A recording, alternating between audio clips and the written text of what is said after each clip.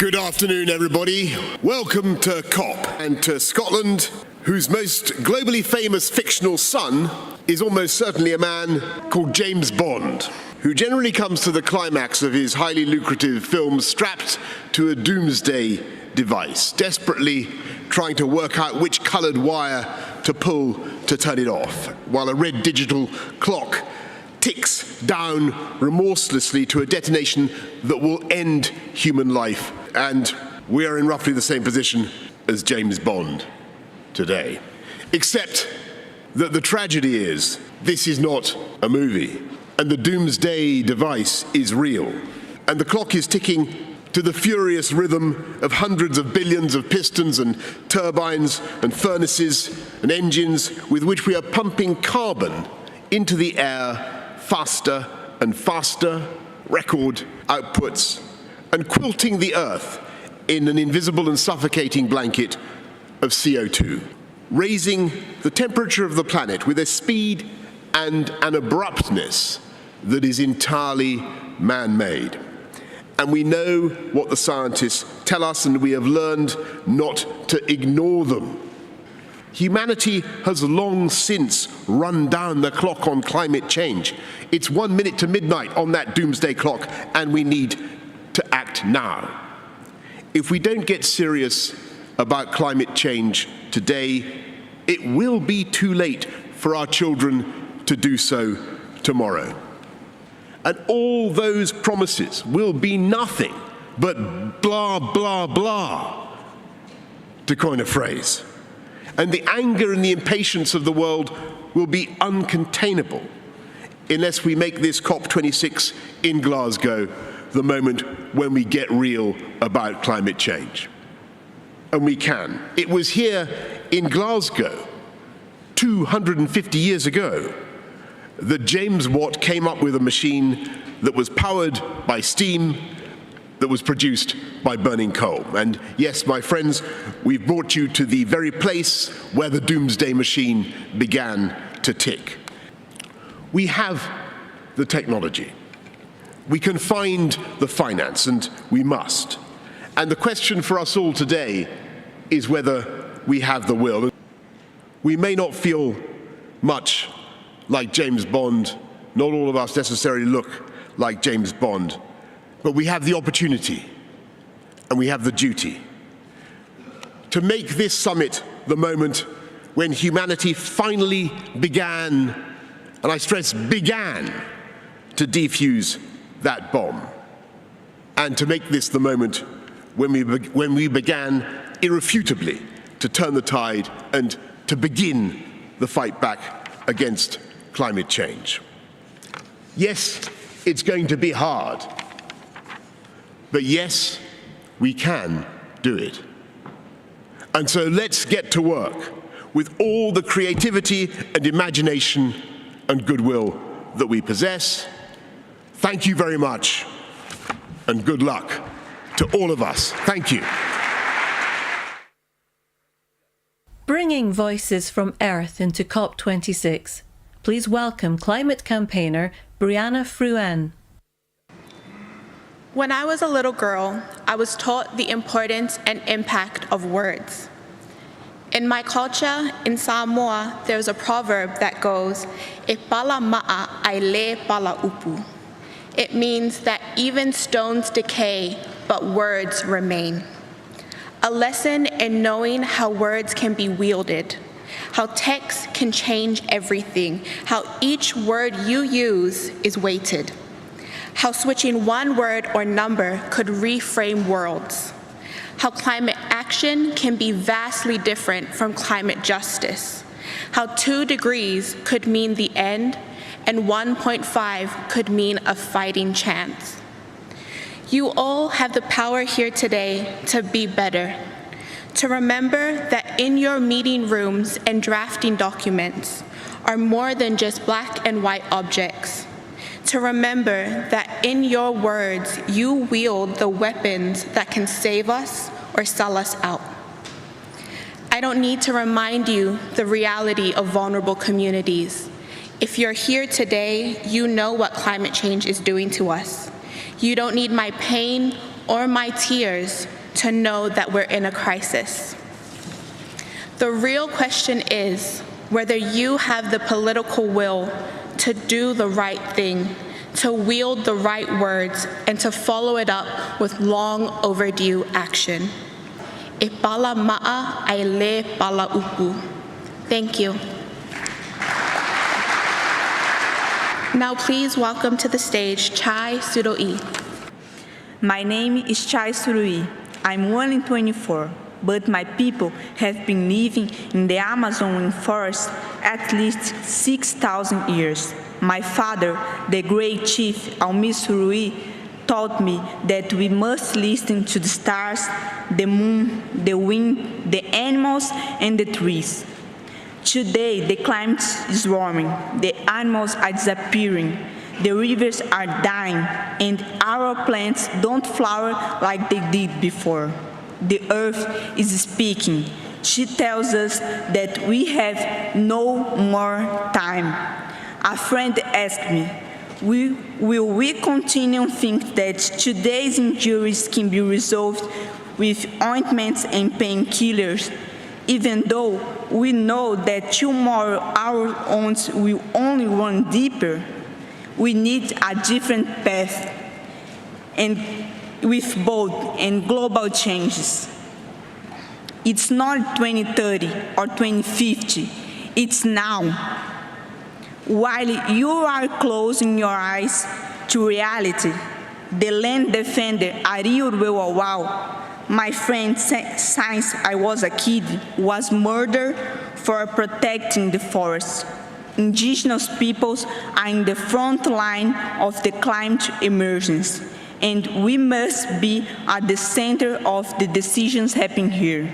We have ideas to postpone the end of the world. Let us stop emptying lies and fake promises.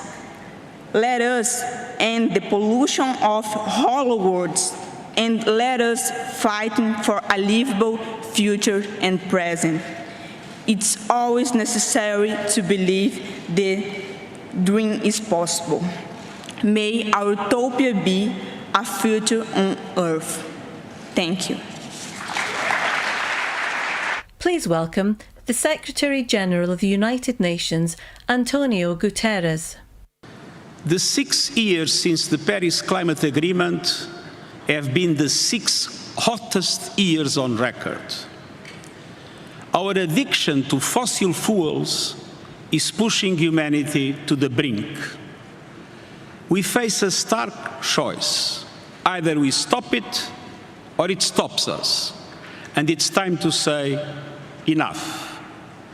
Enough of brutalizing biodiversity. Enough of killing ourselves with carbon. Enough of treating nature like a toilet. Enough of burning and drilling and mining our way deeper. We are digging our own graves. Our planet is changing before our eyes, from the ocean depths to mountain tops, from melting glaciers to relentless extreme weather events. Sea level rise is double the rate it was 30 years ago. Oceans are hotter than ever and getting warmer faster. Parts of the Amazon rainforest now emit more carbon than they absorb. Recent climate action announcements might give the impression that we are on track to turn things around. This is an illusion. The last published report on national determined contributions showed that they would still condemn the world to a calamitous 2.7-degree increase. And even if the recent pledges were clear and credible, and there are serious questions about some of them, we are still careening towards climate catastrophe. Even in the best-case scenario, temperatures will rise well above 2 degrees. So, as we open this much-anticipated climate conference, we are still heading for climate disaster. Young people know it. Every country sees it. Small island developing states and other vulnerable ones live it. And for them, failure is not an option. Failure is a death sentence. Excellencies, we face a moment of truth. We are fast approaching tipping points that will trigger escalating feedback loops of global heating. The Climate Action Army, led by young people, is unstoppable. They are larger, they are louder, and I assure you, they are not going away, and I stand with them. Excellencies, the science is clear. We know what to do. First, we must keep the goal of 1.5 degrees Celsius alive. This requires greater ambition on mitigation and the immediate concrete action to reduce global emissions by 45% by 2030. G20 countries have a particular responsibility as they represent around 80% of emissions. We must do more to protect vulnerable communities from the clear and present dangers of climate change. Over the last decade, nearly 4 billion people suffered climate-related disasters. That devastation will only grow. The $100 billion a year climate finance commitment in support of developing countries must become a 100 billion climate finance reality. And this is critical to restoring trust and credibility. Excellencies, the sirens are sounding. Our planet is talking to us and telling us something. And so are people everywhere. Climate action tops the list of people's concerns across countries, age, and gender. We must listen, and we must act, and we must choose wisely. On behalf of these and future generations, I urge you, choose ambition, choose solidarity, choose to safeguard our future and save humanity, and I thank you. There will now be a short film, a message from our planet to all of us, Earth to COP.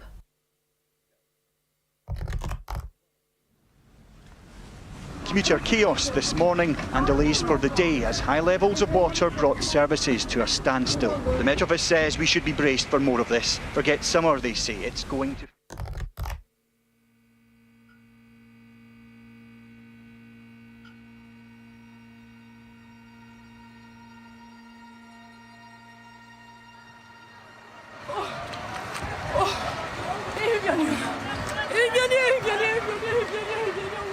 But the evidence in the record now is becoming clearer and clearer. No longer assume the temperature of the world is stable. And for the average American, that carbon footprint is about 16 tons of carbon emissions. What about COP26? What is COP? The potential threats to the surrounding natural environment. You can see the ocean becoming more acid of what the UN is calling the world's first climate change famine. 記録的な暑さだとか、あとは危険な暑さだっていう言い方されて Periods of early frost, the frequency of hurricanes. If the scientists are correct in their fears and predictions, It's a sure sign of climate change. No, don't be sorry. And that's because the more we take, the less there is for future generations.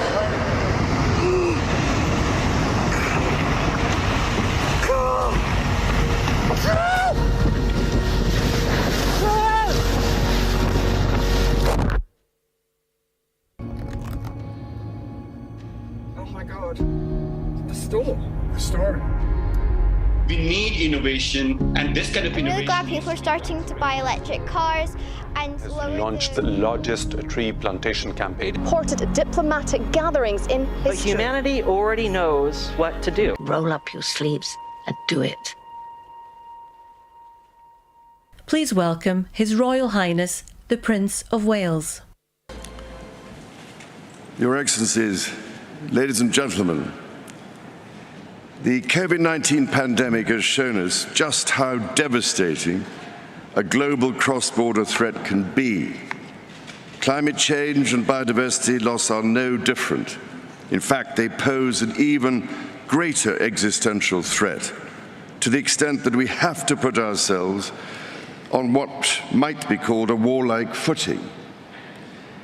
Having myself had the opportunity of consulting many of you over these past 18 months, I know you all carry a heavy burden on your shoulders, and you do not need me to tell you that the eyes and hopes of the world are upon you, to act with all dispatch and decisively, because time has quite literally run out.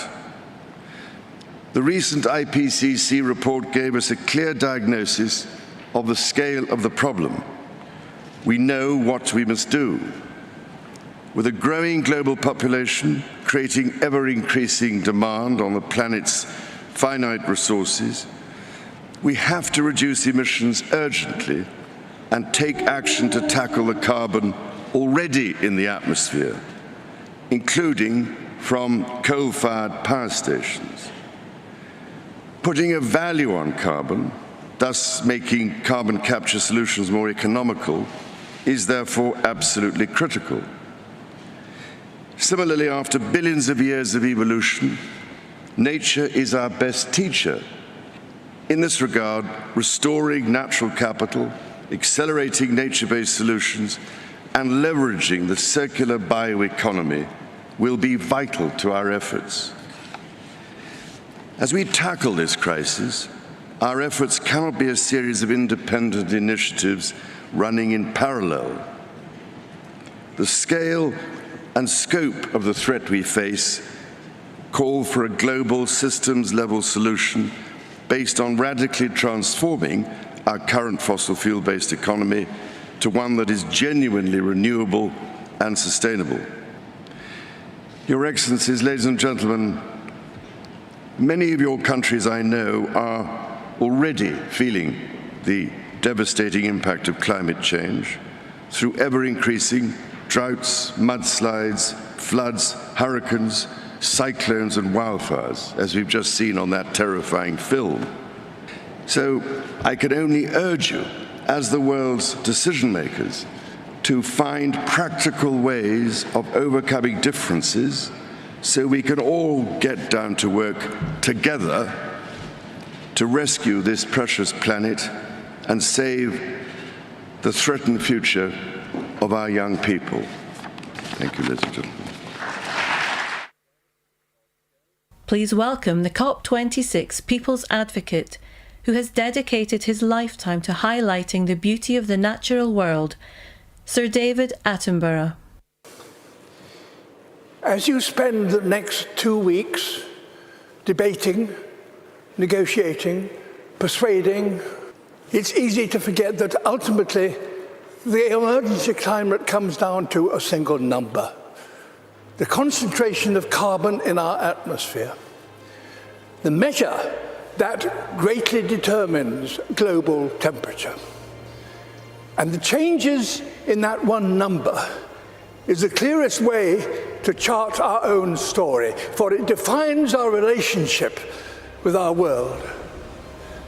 For much of humanity's ancient history, that number bounced wildly between 180 and 300. And so too did global temperatures. At times, our ancestors existed only in tiny numbers. But just over 10,000 years ago, that number suddenly stabilized, and with it, Earth's climate. We found ourselves in an unusually benign period, with predictable seasons and reliable weather. For the first time, civilization was possible, and we wasted no time in taking advantage of that. Everything we've achieved in the last 10,000 years was enabled by the stability during this time. The global temperature has not wavered over this period by more than plus or minus 1 degree Celsius. Until now. One, our burning of fossil fuels, our destruction of nature, our approach to industry, construction and learning, are releasing carbon into the atmosphere at an unprecedented pace and scale. We are already in trouble. The stability we all depend on is breaking. This story is one of inequality as well as instability. Today, those who've done the least to cause this problem are being the hardest hit. Ultimately, all of us will feel the impact, some of which are now unavoidable. My world is melting. You think you have control, we actually have no control. I'm absolutely terrified to bring a child to this world. Is this how our story is due to end? A tale of the smartest species doomed by that all too human characteristic of failing to see the bigger picture in pursuit of short-term goals. Perhaps the fact that the people most affected by climate change are no longer some imagined future generation, but young people alive today. Perhaps that will give us the impetus we need to rewrite our story, to turn this tragedy into a triumph. We are, after all, the greatest problem solvers to have ever existed on Earth. We now understand this problem. We know how to stop the number rising. A new industrial revolution, powered by millions of sustainable innovations, is essential and is indeed already beginning. We will all share in the benefits: affordable clean energy, healthy air, and enough food to sustain us all. Nature is a key ally. Wherever we restore the wild, it will recapture carbon and help us bring back balance to our planet. We have to learn together how to achieve this, ensuring none are left behind. We must use this opportunity to create a more equal world, and our motivation should not be fear, but hope. Can we fix climate problem in one generation? My answer would be yes, we have to.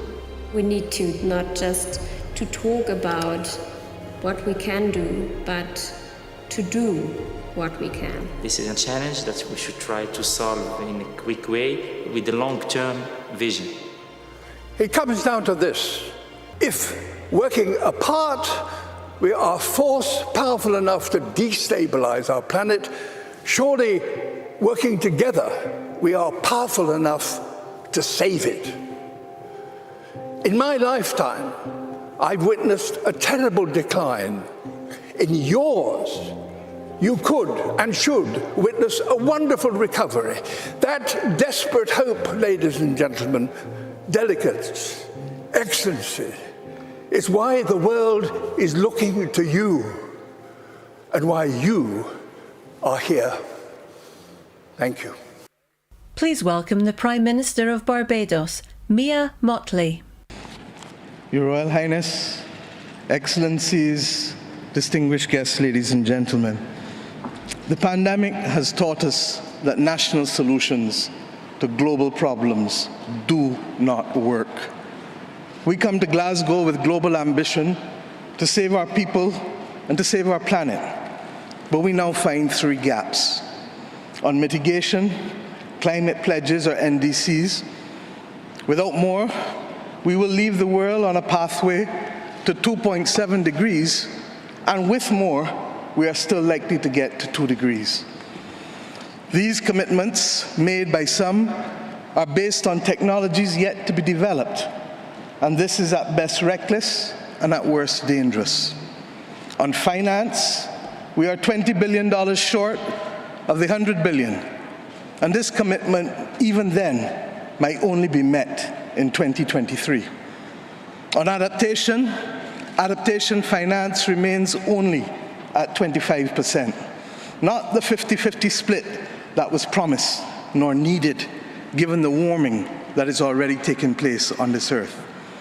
Climate finance to frontline small island developing states declined by 25% in 2019.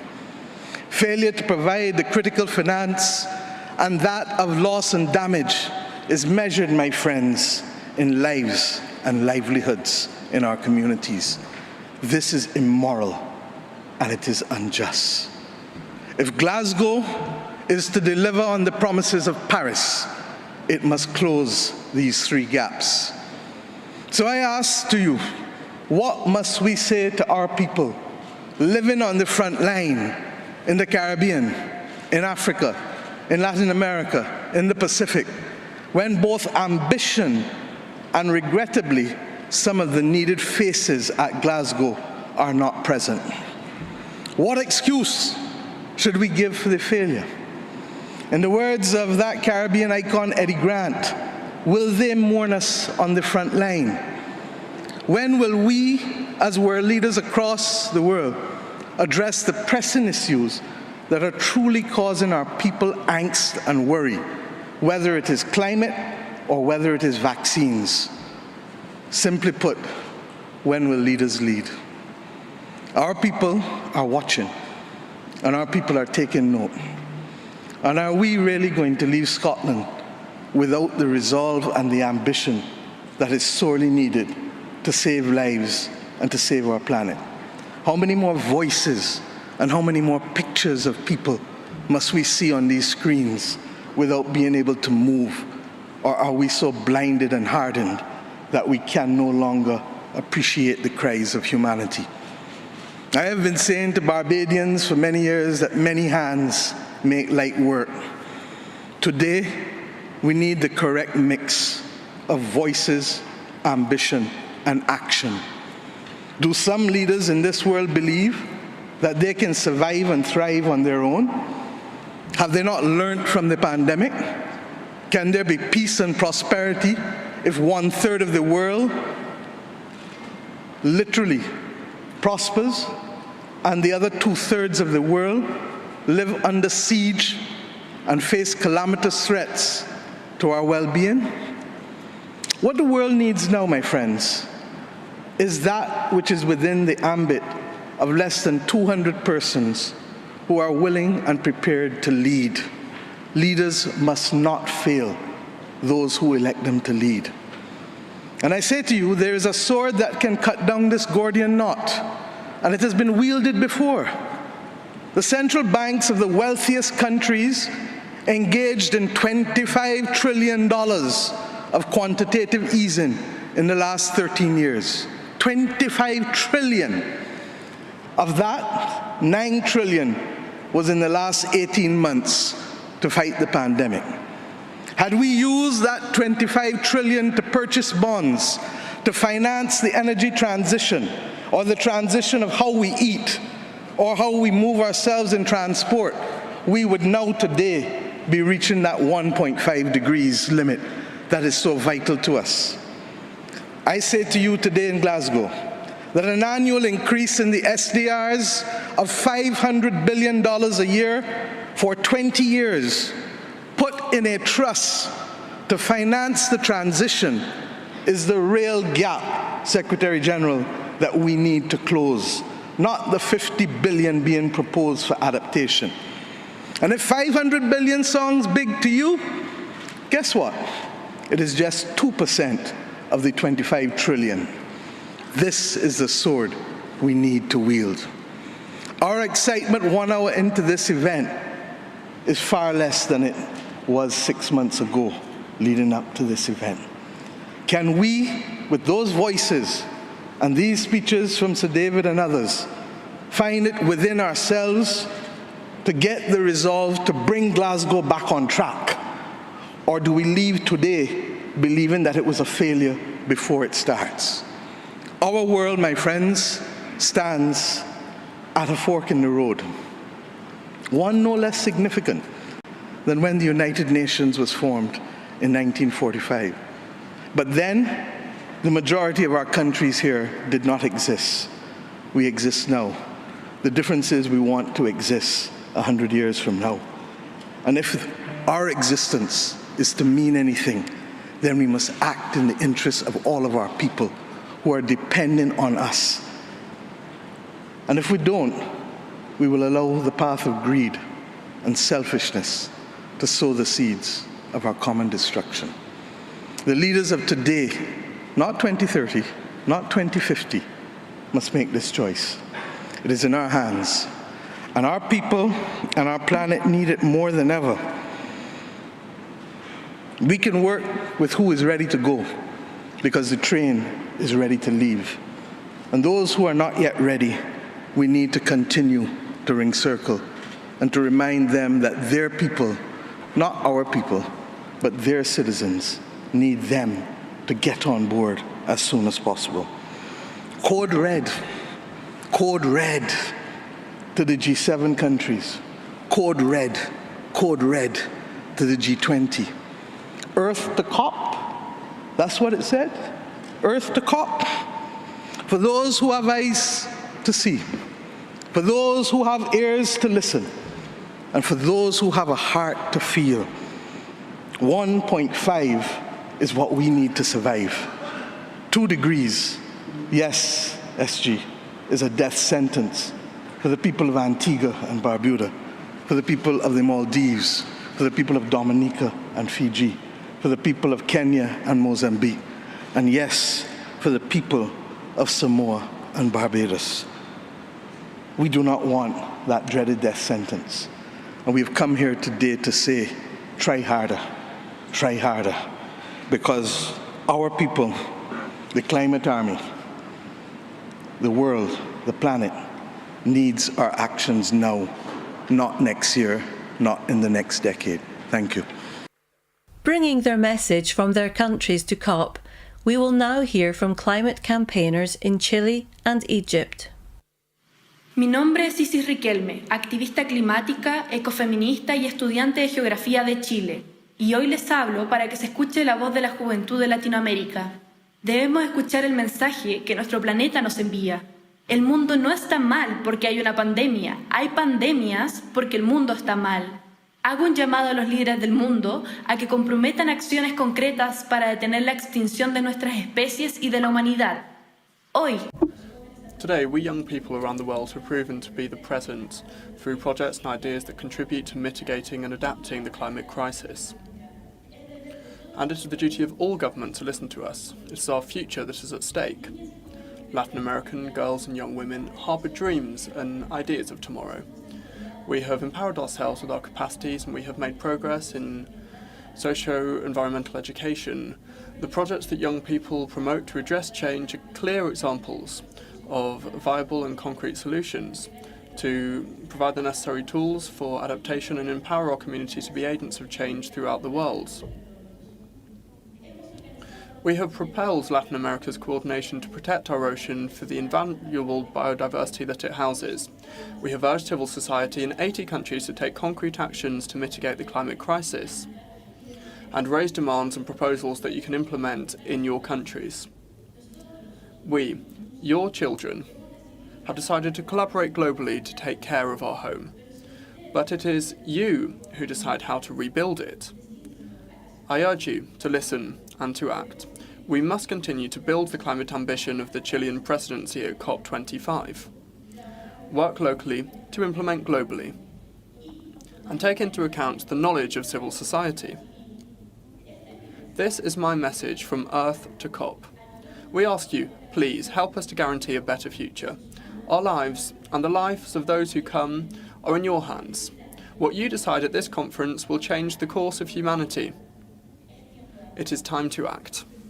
تحياتي أنا عبد الفتاح ندى ناشط في قضية التغير المناخي. I am Abdel Fattah Nada, climate activist. I speak from Egypt and convey a message on behalf of the youth of the earth that is threatened by climate change day after day, minute after minute. Young activists from all over the world stand together to raise global public awareness of the dangers of climate change.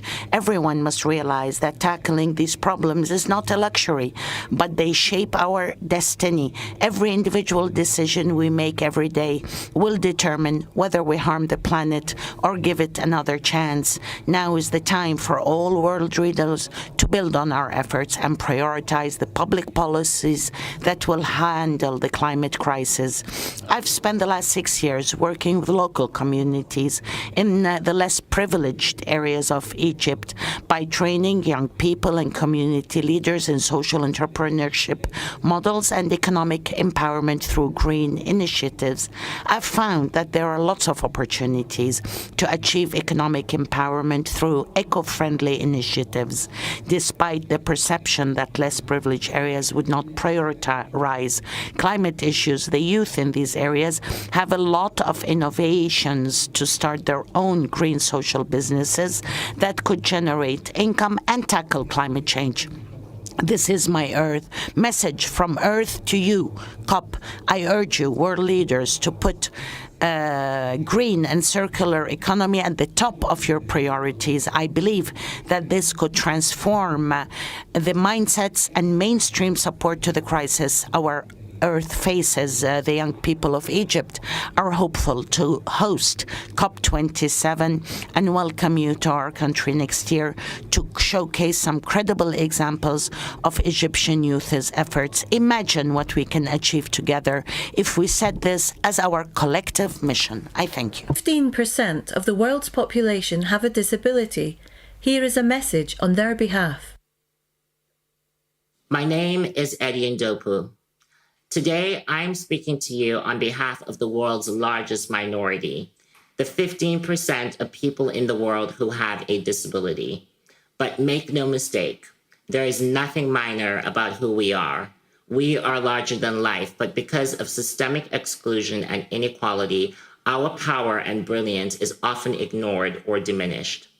As an ambassador for the We the 15 campaign, I am here to tell you that we refuse to be rendered invisible in the climate action conversation. The impact of climate change is disproportionate for disabled people around the world. The change that climate change is creating is no longer a debate about the future or what might happen, because it is happening. We are some of the planet's most vulnerable citizens and some of the most resilient. But Earth is equally vulnerable, and its resilience is not without limits. We are dangerously close to reaching those limits. In my home in South Africa, I see the impact of climate change on our communities, on our economy, on our ability to grow food, and even to survive. I see a generation growing up with fear in their hearts at what the future holds. On behalf of everyone, disabled and non-disabled all around the world, I call on you to commit to concrete actions to stop the destruction of this magnificent planet. This conference is one of the most important meetings in history. You have the chance to make decisions and reach agreements which will affect the lives of generations to come. You are in a position of extraordinary power. You can change forever the trajectory we are on. You can make a world that is once again full of hope, not fear. This is my message from Earth to COP. On behalf of We the 15, I ask you, please help us to guarantee a safer future for every life, regardless of their ability. Please welcome the Prime Minister of Italy, Mario Draghi. Prime Minister Johnson, Excellencies, colleagues, ladies and gentlemen, the speeches we've just heard resonate deeply with me. Over the last few years, young people have done us a service by bringing the climate agenda on the front of our political debate. Young people were the center of the pre-COP summit in Milan, in Glasgow, here, We need to make them proud. The projected rise in global temperatures is set to affect dramatically life on our planet. From catastrophic fires and floods we've seen now, to the bleaching of coral reefs, to the loss of biodiversity, the impact of climate change is already all too evident. Its price also rising fast, especially for the poorer nations. The cost of disruptions for households and companies in low and middle-income countries amounts to a staggering $390 billion a year. Climate change also has serious repercussions on global peace and security. It can deplete natural resources and worsen social tensions, lead to new migration flows. Climate change can tear us apart. We need to speed up our commitment to keep the rise in temperatures below 1.5 degrees, act faster and more decisively. This COP26 must be the start of a new momentum, a quantum leap in our fight against climate change. And our youth must be at the center of this process. We intend to turn the Youth for Climate event we held in Milan into a regular feature of all COPs. Future generations will judge us for what we achieve or fail to achieve. We must involve them, listen to them, and above all, learn from them. Thank you.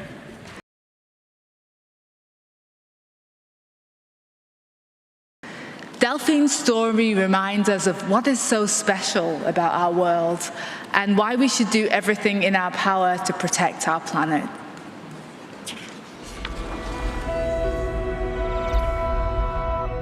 Delphine was a girl born in 2099. One day, her gran gave her a book, heavy with a spine. There were photographs of creatures she'd never ever seen.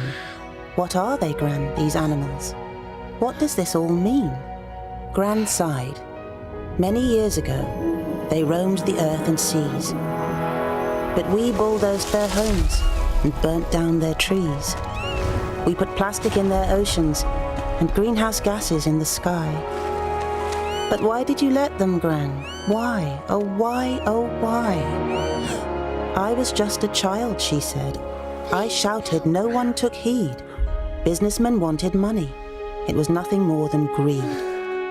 That night, Delphine read on, and her eyes grew bigger and wider. And when she fell asleep, the creatures came to life inside her. A giant cat with golden stripes and glowing orange eyes. A candy floss pink bird taking off across the skies. A funny little lizard with color-changing skin. Some speedy silver fish with spikes upon their fins. When the sun came up, the menagerie faded away, and Delphine's heart felt heavy in the cold grey light of day. Do you recognize them, dear readers of this tale? In 2021, they're not figments for girls' imagination. We must protect them where we can for future generations. To close the ceremony, please welcome climate and environmental activist Elizabeth Watuti. My name is Elizabeth Watuti.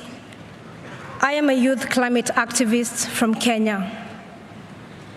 I have done a lot of soul-searching about what to say here today.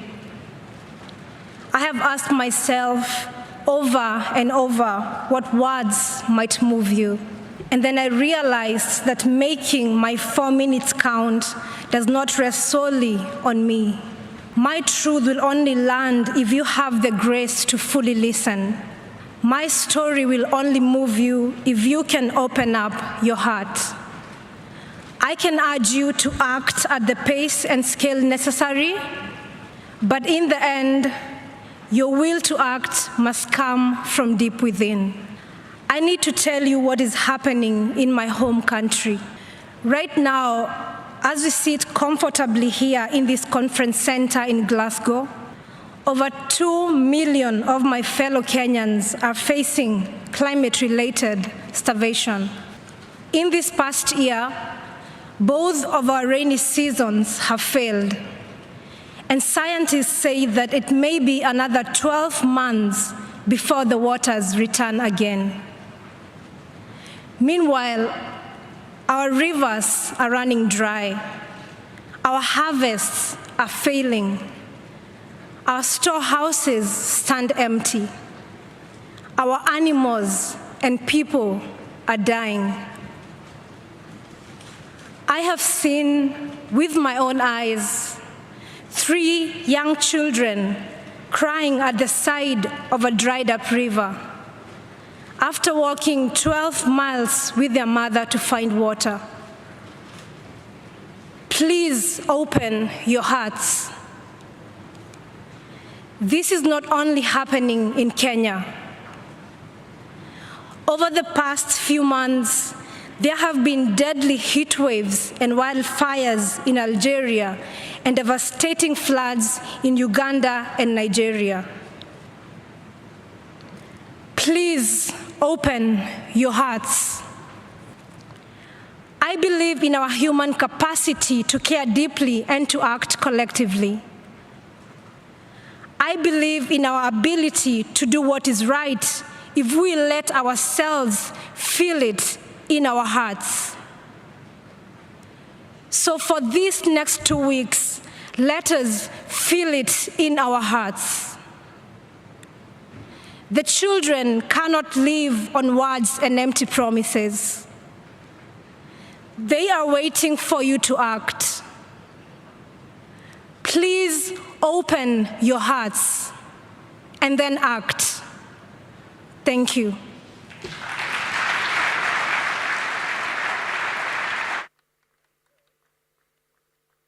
You have heard Earth's impassioned message to you all. Earth is calling for action this day. This has been Earth to COP.